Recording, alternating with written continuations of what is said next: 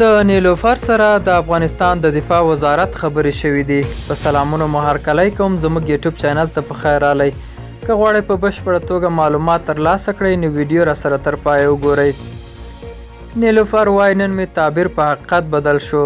نن سهار وخته چې کله له خوبه راپاڅېدم ټلیفون ته مې څو زنګونه راغلي وو.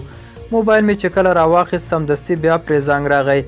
نمبر د افغانستان و. اوکې مې کړ. د جوړ تازه نه وروسته مې وغوښتل وبخئ څوک یاست. ځواب یې راکړ د افغانستان منتخب دفاع وزیر ملا یعقوب یم. ځواب مې ورکړ وزیر صاحب جوړ په خیر. ویل شکر دی ستاسې څه حال دی. د جوړ تازه نه وروسته یې راته وویل ډېر په تمنا مې درته زنګ وهلی او ګران افغانستان ته درته د راتګ بلنه درکوم.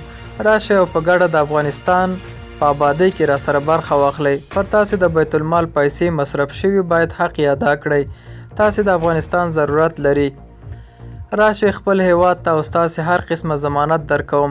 د مخکې په توپیر به څو چنده ستاسې زیات احترام وي، قدر به مو وي. هیڅوک به تاسې ته په کږو سترګو بد نیت ونه ګوري.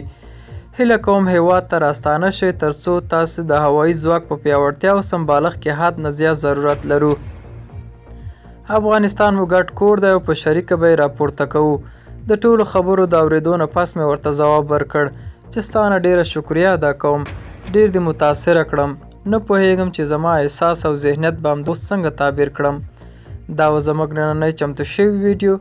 تر بیا ښه وخت، ښې چارې.